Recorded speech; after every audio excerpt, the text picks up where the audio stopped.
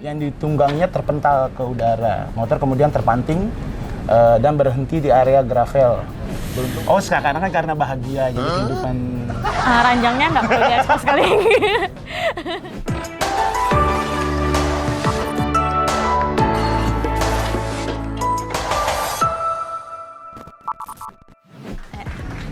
Hai Sobat Negeriku, ketemu lagi di reactionjpnn.com. Ada cerita di balik berita. Balik lagi ketemu sama gue Dea.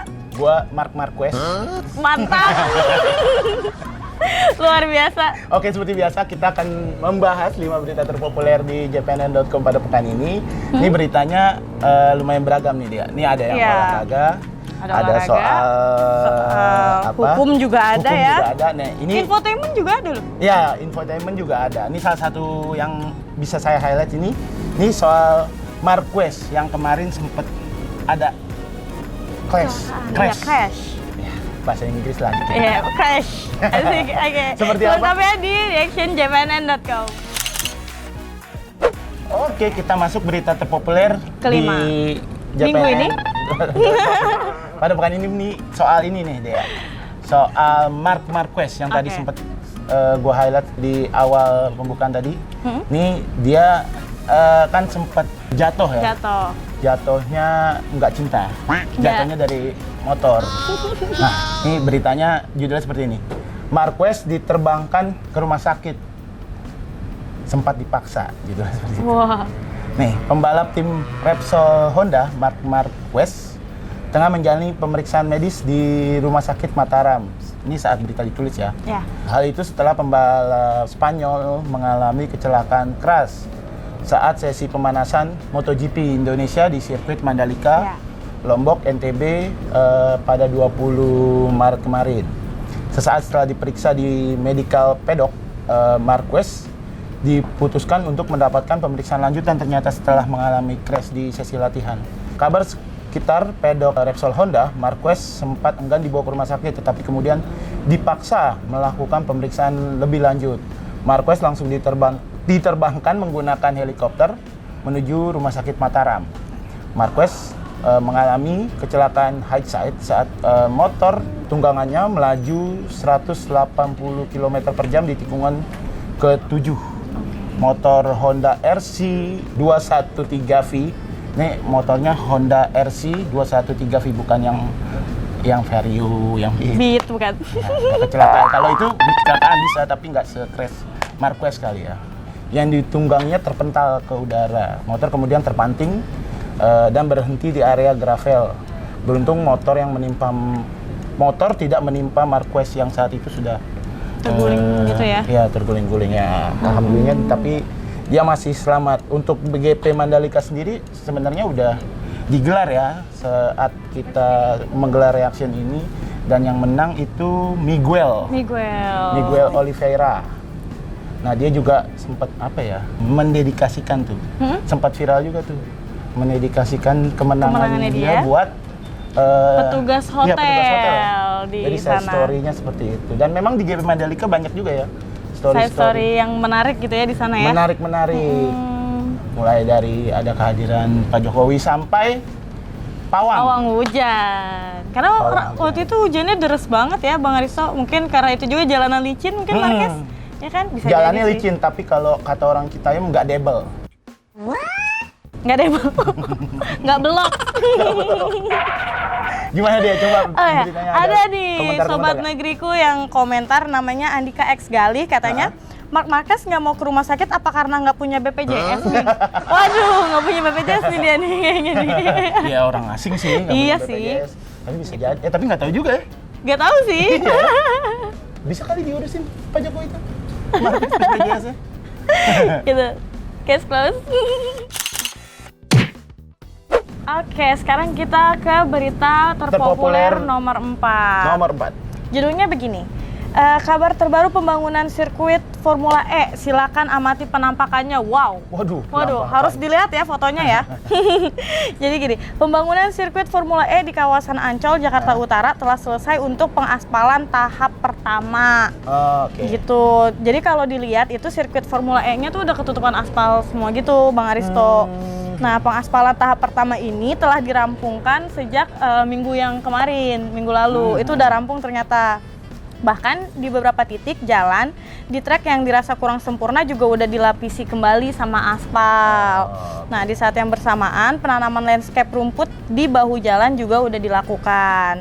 Terus juga drainase di beberapa titik juga udah selesai. Jadi di sisi kanan tikungan 6 atau T6 dibangun pedok atau garasi untuk para pembalap. Saat ini seluruh lantainya telah dicor. Bentuk dari sirkuit Formula E ini pun telah terlihat dari jika disorot dari atas. Jadi kalau dilihat dari atas tuh udah kelihatan bentuknya kayak gimana gitu. Ya. Betul. Gitu. Jadi ini tinggal tahap pengaspalan akhir sih katanya. Tapi berarti secara keseluruhan Pemprov DKI Jakarta masih pede lah ya, bisa menyelenggarakan Formula E ini. Formula E. Itu kapan ya Formula E-nya? Tapi belum tahu kan? Belum tahu. Cuman ya nggak tahu sih, soalnya juga sirkuitnya masih dibangun, masih di aspal, masih di Ancol ya? Di Ancol. Di Ancol. Cuman kita belum lihat juga sih di ininya di mana-mananya gang apa, siapa tahu lewat kan street itu kan, street apa jalanan gitu siapa sih? Street race. Ya street race. Jadi kan nggak pakai sirkuit yang kayak di kemarin MotoGP Mandalika. Iya, nggak kayak gitu. Kan pakai yang street race. Ya nggak tahu, siapa tahu lewat gang R gitu kan. Yang apa? Tapi enggak sih kayaknya. Kayaknya sih. Cuma nggak tahu juga nih ntar pas lagi selenggarain Formula E hujan nggak tuh? Waduh, kayak kita perlu pawang lagi atau gimana ya? Soalnya kan itu dia listrik kan? Betul. Formula E kan bahaya. Makanya. Oke. Ada komentar? Oh iya. Ada komentar Sahabat dari negeriku. Berita terpopuler di nomor ke-4. Nih ada dari Dimas Ali Dewantara. Mas Dimas seperti ini bilang, saya serius berharap sirkuit bisa jadi tepat waktu dan Formula E terlaksana tanpa kendala berarti dan jadi kebanggaan kita semua. At the end, it's all about our beloved Jakarta, regardless our political choice and differences. Inggris lah ya. Nggak akan batal atau mundur, so better we support it for the greater good. Mantap kan? Mantap sekali. Cuma nggak tahu aja bahasa Inggris artinya. Tapi ya kita berharap pelaksanaannya bisa lancar lah ya. Ya walaupun ya nggak tahu lah ya, ntar ada side story-nya seperti apa gitu kan. Kalau kemarin kan ada pemberi yang juara ngasih penghargaannya buat apa sih, mendedikasikan lah ya. Mendedikasikan buat petugas hotelnya. Nah, kali ini nanti Formula E apa nih set story-nya? Kita tunggu sih, patut ditunggu ya nggak sih? Jangan sampai banjir sih. Yang pasti nggak malu. Oke. Nah, sekarang kita udah masuk ke berita nomor 3. Apa tuh dia beritanya? Ini beritanya infotainment. Dari sport gitu kan, bergeser ke area yang berbeda kali ini. Area yang berbeda. Jadi judulnya begini. Beber alasan bercerai dari Anang Hermansyah. Krisdayanti hanya masalah 4x4 ranjang. 4x4 bukannya sama dengan ranjang bukan? Bukan. Sama ranjang nih. Apa nih 4x4 ya? Apa tuh dia? Gimana? Jadi gini, penyanyi Krisdayanti mengungkap alasan dirinya bercerai dari Anang Hermansyah. Pasalnya selama ini wanita yang karib disapa Kade itu selalu menutupi alasan dirinya memutuskan pisah dengan Anang Hermansyah. Jadi istri Lau Lemos itu nggak ingin kembali gagal membina rumah tangga. Dia juga nggak menampik kalau dia tuh turut bersalah atas perceraiannya dulu. Sama Mas Anang ya? Ya, dia bilang gini, sekarang yang paling utama adalah rumah tangga, saya akui. Dulu saya terlalu mandiri, sombong, dan serba dominan, katanya gitu. Wah, dominan tuh. Iya, bisa dibilang ingin segalanya, katanya. Kalau sekarang mikir mau mengejar yang nyamannya aja, kata Mbak Kade gitu. Nyaman ya. Kade udah mendominasi ya. Kade pun membeberkan jika penyebab perceraiannya dengan Anang lantaran masalah ranjang. Waduh.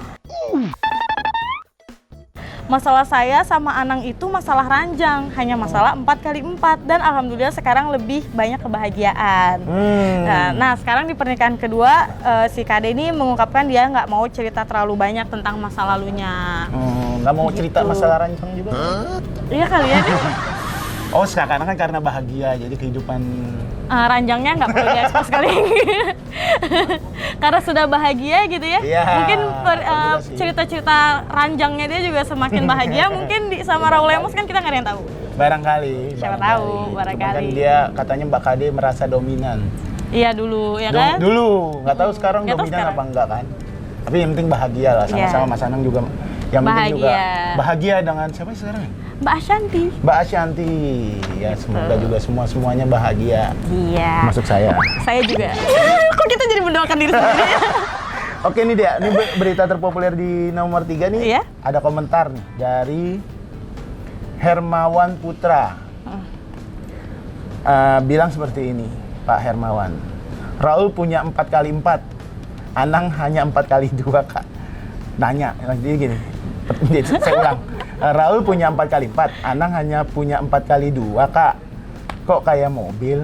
Kata Hermawan. Ada lagi komentar? Oh, nggak ada. Jadi dia bilang seperti itu. Ya, membandingkan lah. Iya, membandingkan. Mas Raul diameter ukurannya 4x4 gitu. Kalau Mas Anang ukurannya kalau ini 4x2. 4x2 ukuran cuma apa? Ukuran itu apa sih ranjang kan? Ranjangnya 4x. ranjangnya, oke. Kalau 4x4 16 tuh. Iya. Kalau 4x2 cuma 8, Pak. 8. Iya, Pak. Jauh. Di ranjangnya ukuran ranjang, Pak. Iya kan? Iya dong. Iya. Yaudah, daripada kemana-mana, kita lanjut ke berita terpopuler nomor 2. Oke, setelah kita membahas ranjang antara Anang dan Krisdayanti. Oke, kita lanjut aja. membahas bukan ranjang kali ini. Oke. Ini soal hukum, meja hijau. Meja hijau. Iya kan? Tadi soal ranjang, ini soal meja. Oke. Ada apa nih soal meja? Ini soal hukum menyangkut kasus Pak Luhut. Menyangkut kasus Haris Azhar, maaf. Haris Azhar yang dilaporkan sama Pak Luhut. Jadi berita judulnya seperti ini. Wahai Pak Luhut, simak ini pernyataan Haris Azhar setelah jadi tersangka. Beritanya ditulis Direktur Eksekutif Lokataru Haris Azhar angkat suara mengenai penetapan tersangka terhadap dirinya bersama Koordinator Kontras Fathia Maulidianti. Menurut dia, Luhut Binsar dan polisi bisa memproses hukum mereka dalam kasus dugaan fitnah dan pencemaran nama baik. Namun dia meyakini Luhut tidak bisa memenjarakan kebenaran yang disuarakan oleh mereka. Badan saya, fisik saya, dan saya yakin saudari Fathia, kami bisa dipenjara, tetapi kebenaran yang kami bicarakan dalam video itu tidak bisa dipenjara. Aktivis HAM itu menyatakan sudah siap dipenjara karena menyuarakan kebenaran. Namun dia mengatakan gagasan yang dibicarakan dalam kanalnya di YouTube merujuk pada riset sejumlah organisasi masyarakat sipil. Di sisi lain, Haris merasa penetapan status tersangka ini sebagai fasilitas negara yang diberikannya kepadanya. Di sisi lain, Haris merasa penetapan status tersangka ini sebagai fasilitas negara yang diberikan kepadanya ketika mengungkap sebuah fakta. Fakta itu, kata dia, soal konflik kepentingan seseorang sebagai pebisnis dan pejabat publik. Lebih lanjut, berita ini bilang fakta kedua, masalah yang terus terjadi di Papua yang secara praktik terjadi merujuk dengan situasi di Intan Jaya. Haris menyarankan negara lebih baik mengurus soal Papua ketimbang memidanakan dirinya dan Fathia. Daripada negara sibuk memidanakan kami, lebih baik urus Papua. Dan saat ini situasi buruk di Intan Jaya terus terjadi, pengungsian masih terus terjadi. Haris dan Fathia sebelumnya ditetapkan sebagai tersangka atas dugaan fitnah dan pencemaran nama baik terhadap Menko Marves Pak Luhut. Rencana Haris dan Fathia akan menjalani pemeriksaan sebagai tersangka Senin kemarin. Nah, jadi saat berita ditulis, Mas Haris dan Fathia bakal diperiksa. Cuman nggak tahu ya, sekarang sudah diperiksa kemarin ya? Cuma memang banyak ini juga ya mengkritiknya penetapan si tersangka. Haris ini sebagai tersangka ya. Karena misalkan seperti ucapan pihak Amnesty International Indonesia yang menilai penetapan status tersangka kepada Fathia dan Haris ini bentuk tekanan terhadap kebebasan ekspresi masyarakat seperti itu. Jadi jadi semacam seperti pembungkaman kalau menurut Amnesty ya. Amnesty. Mana kita nggak tahu nanti diserahkan. Ya itu kita nggak paham lah. Cuman dari soal proses hukum kita berharap semua bisa mendapatkan keadilan ya, nggak cuman Mas Haris tapi juga Pak Luhut. Semua bisa mendapatkan keadilan menyikapi perkara inilah. Semoga juga. Ya sebenarnya kita berharap juga dulu awalnya nggak bisa sampai ke pengadilan, cuman ternyata memang masih malah menetapkan tersangka dan bahkan bisa menuju ke persidangan tinggal. Betul. Nah, kalau komentar dari Sobat Negeriku, ini ada James Kui. James Kui, anaknya Kui banget tuh. Kui. Ada baiknya semua dibuktikan di pengadilan. Dan lebih baik lagi, hajar KKB yang jadi masalah bangsa serta mengurus tanah Papua agar lebih sejahtera. Jadikan informasi HA untuk introspeksi atau kajian pemerintah serta HACS, beri masukan ke pemerintah secara konstruktif gitu. HA tuh Haris Azhar. Gitu katanya. Terus ada lagi dari Bahrul Gaguk. Sudahlah ikuti saja proses hukumnya, jangan membuat opini lagi, katanya gitu. Ya pokoknya intinya kita kawal aja lah ya itunya persidangannya, proses hukumnya gitu. Ya semoga juga. Bayang tadi itu, penting semuanya bisa mendapatkan keadilan. Betul. Oke, sekarang kita udah masuk ke berita paling populer. Pertama paling populer minggu ini nih Bang Risto. Judulnya Mbak Rara Pawang Hujan MotoGP Indonesia dapat 3 peringatan keras dari orang sakti. Waduh. Wah ini nih yang paling menarik dari MotoGP kemarin ya. Heboh. Jadi gini beritanya, aksi Rara Istiati Wulansari alias Mbak Rara pada MotoGP Indonesia 2022 di Mandalika, Lombok Tengah menyita perhatian dunia. Pawang dari Bali berdarah Jawa kelahiran Papua itu berusaha memindahkan hujan dari atas langit sirkuit Mandalika. Nah banyak yang memuji aksi Mbak Rara, tapi nggak sedikit juga yang mencibir. Iya kan? Nah orang sakti di Bali, Jeropaksi namanya, Jeropaksi Panyumburing Perepansari. Semoga pelafalannya bener ya. Semoga ya. Pedungan Denpasar Selatan ikut mempertanyakan aksi Mbak Rara memamerkan kelebihannya memindahkan hujan di depan banyak orang ini. Ada 3 peringatan dari Jeropaksi. Aduh, udah takut salah. Jeropaksi untuk Mbak Rara seperti diracik jpnn.com. Gini, yang pertama itu kode etik pawang hujan. Oh, ada kode etik ya? Ya kan ternyata ada kode etik pawang hujan ya.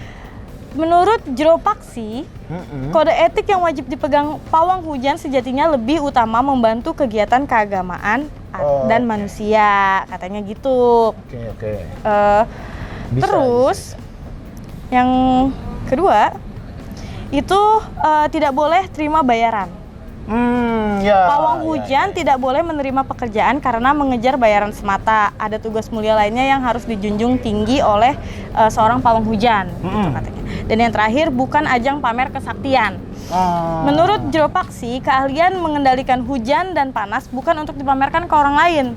Dia bilang gini, maaf saya tidak tahu saya sakti atau tidak, tetapi teknologi kekinian jadi faktor utama dalam sebuah kegiatan atau tujuan. Aksi pamer ini juga untuk menghindari jika gagal dalam menjalankan tugas, misalnya hujan masih turun. Katanya gitu, kalau hujan masih turun nanti dianggapnya gagal, kayak gitu. Kayak nggak boleh pamer kalau kata. Ada 3 kode etik itu tadi ya. Ya nggak mengharapkan apa. Jadi ada 3 hal yang jadi peringatan. Yang pertama itu masalah kode etik. Kalau dia itu digunakan kalau keahlian publik gitu ya, itu untuk kepentingan publik, masyarakat dan keagamaan. Nggak mengejar ini ya. Tidak mengejar uang. Dan yang ketiga itu tidak dipamerkan. Gitu. Pokoknya intinya ketiga kode etik itu ya untuk menjaga biar nggak inilah ya sombong gitu loh ya. Betul. Ada nilai positifnya. Betul. Dan pada akhirnya juga aksi ini kan menimbulkan pro kontra juga di masyarakat, kan sempat trending di Twitter segala macam ya kan. Bahkan ada dibahas gajinya Mbak Rara sampai 3 digit. 3 digit. Wah. Bahkan coba itu. Sampai kameramen tuh geleng-geleng tuh. 3 digit. Wah. Iya ya, Pak.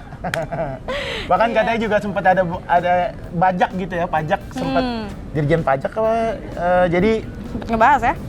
Sempat menyoroti soal itu penghasilan Barara yang sampai 3 digit. Ini juga perlu dikenakan pajak ternyata. Iya dong. Dan lucu-lucunya kemarin sempat ada netizen tuh nanti ya bercanda-bercandaannya netizen lah. Yo nanti kantor pajak bakalan dikirimin apa? Hujan gitu lah.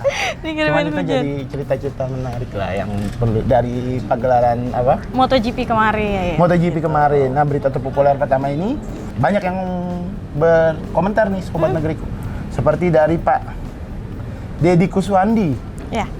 Menurut pengamatan saya, Mbak Rara terpaksa turun ke arena sirkuit karena sikonnya. Jadi emergensi kalau kata Pak Deddy. Dan ada lagi dari Ashifa Sadina. Soal pawang hujan itu kembali ke kepercayaan Anda sendiri. Kasihan tuh Mbak Rara sekarang harus bayar pajak, makanya juga diviralin Mbak katanya gitu. Ya itulah. Tapi ya memang kalau soal pajak ya harus tertib dong. Harus tertib lah. Dan Mbak Rara juga paham lah barangkali soal pajak. Dan toh juga 3 digit kan. Iya. Nah, boleh Mbak, makasih Mbak. Boleh lah. Traktir deh. Bisa aja Bang Aristo. Traktir. Tapi jangan traktir ngirimin inian. Jangan hujan. Mungkin Bang Aristo tertarik untuk menjadi cloud engineer. Oh, bahasanya keren ya kalau di bahasa Inggrisin pawang hujan. Oh, pawang hujan itu ya? Itu kan jadi rame juga kan istilah cloud engineer itu. Keren. Nggak tahu lagi deh. Oke. Oke, itu 5 berita terpopuler di jpnn.com Minggu ini dari mulai soal Mas Marquez. Mas Marquez, udah akrab banget manggilnya Mas. Marquez soal KD yang ngebahas soal ukuran. Ukuran ranjang maksudnya.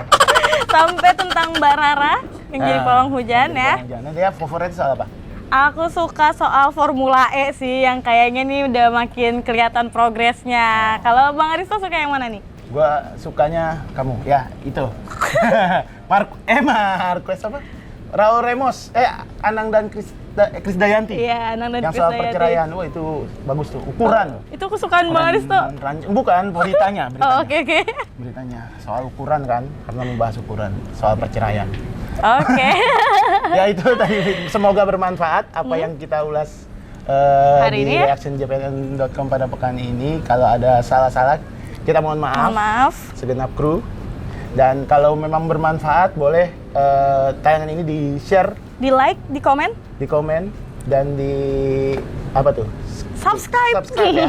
Ditekan-tekan tuh apa ya. Ya ditekan tombol itu loh yang lonceng biar tahu terus kalau reaction tiap minggu ya. Iya. Lonceng. Oke. Saya Raul Ramos. Saya bukan Krisdayanti. Sampai jumpa.